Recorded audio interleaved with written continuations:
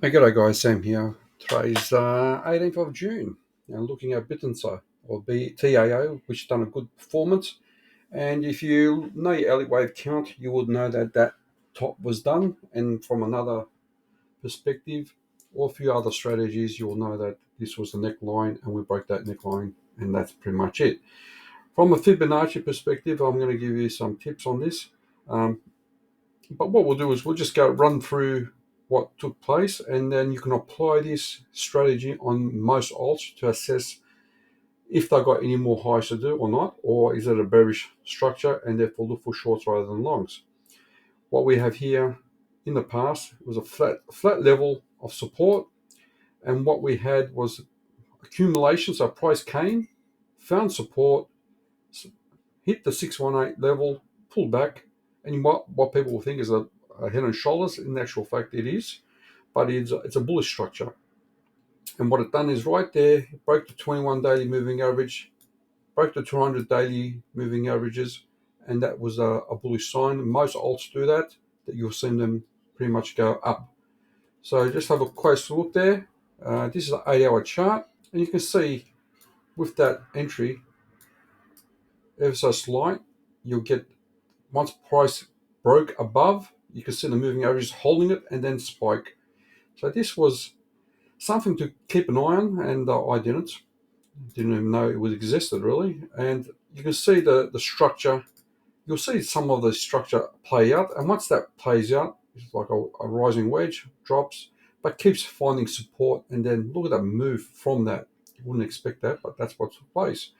So let's go back to the daily and then look at our Fibonacci approach. So what we're doing is with the Fibonacci approach, um, it, it's not 100%, but what you try to do is find confluence with support and resistance along the levels. So by putting our 618, and I'll use the 0.68 as well, guys, and the 0.71. In some cases, it works. We find this as price starts. If this is the main resistance, we find the drop. So that's our reference point of 0, and we just assume that is a 618, and that seems to be the case. Then we see, yep, the other Fibonacci levels all playing along. Beautiful. So you make the assumption that's 618. Then the Fib extension of 1 has no role in this one, but then you just look at it, 1.272, perfect. 1.414, perfect. And then pull back to the Fib 1, perfect.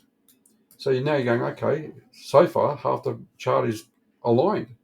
And then you get this, so that's a way 3 to 4 move. And then you get this arching structure. That is bearish. So you should have been attuned to that. I traded up and down here, but eventually I wish I looked for the shorting with many alts, really. I've got some shorts going on, but look, that last one was nasty. It took out the liquidity. So if you were shorting this, this is a good manipulation. Took out the liquidity. So they pumped it, dropped the liquidity. There's a lot of shorts here. The shorts were coming all along here, short, short, short. What these guys did was buy some here, push them back up, get rid of the rest, and then back down again. And therefore, it's on. Now, we said this was our breakout point with the moving averages. Guess what? Moving averages are now resistance. So that's a major resistance there. So you would think that you should be bullish, and if anything, I'll go bearish. We can have, after a 5-wave count, we can have an A, B, C correction. So you need to know your Elliott wave signs. A, B. I'm thinking further down. That's the meat of it. We'll have a look if that's enough. Maybe from a macro perspective, this could be our 1, 2, 3, and this could be our 4. Yep, but it's too early to say.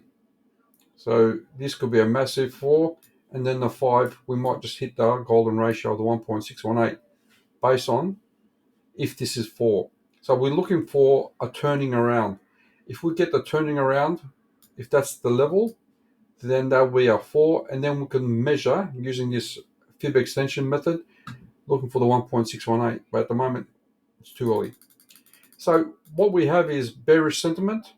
And we're going to look at the indicators to see if there's bullish divergence. But what we have is taken out these lows, and this was pretty much a range. So what we had is a move, range, shorting position. Look, the moving average is perfect. Another move. Now we want to look for bullishness. We need to regain this level, and then maybe further up. But I don't see that happening. We might get a relief bounce today, and that's what I'm thinking, a relief bounce. Only to see these moving averages play resistance, and I'm thinking taking a short there again. We've got previous resistance, so this is my area of interest to take a short. If it comes there, that's a short in position, guys. So that's a setup that we want to look for. It might play out. If it doesn't, bad luck. But it does play out. That is a good entry. So we're looking for a shorting position here. Right? That's one setup that we're looking for. Let's get in close. Now, some people don't use this, but I'm starting to use this more and more often. Fixed range volume tool. And we're going to see areas of interest for us. So that liquidity, that level is our value area high. That is our point of control on the volume. And it almost hit that. Almost. That would make sense. And then we've got the value area low here. So guys, if you don't know this, there are some videos out there that might be able to help you out. I'm compiling some.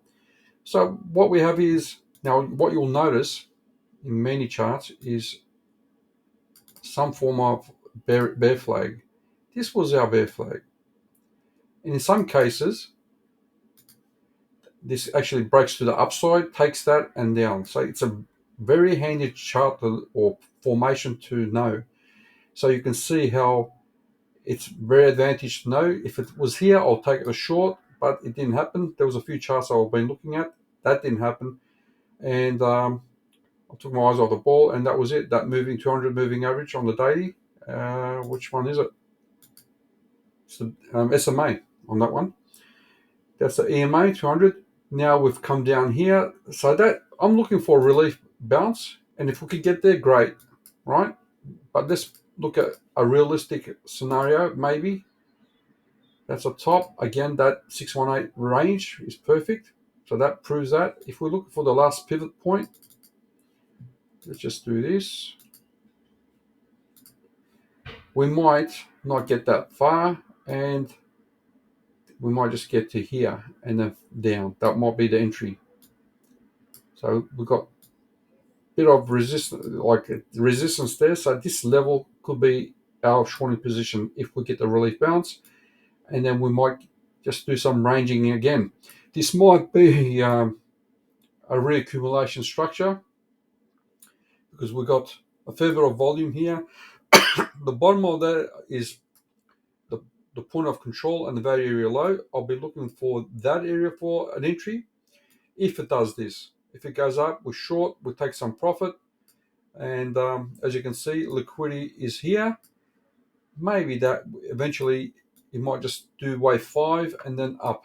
So what we're looking for is potentially a wave 5 count. So if this is our wave 1, 2, 3, 4, and maybe wave 5 there, because we want to see take out some liquidity. That is there all the longs.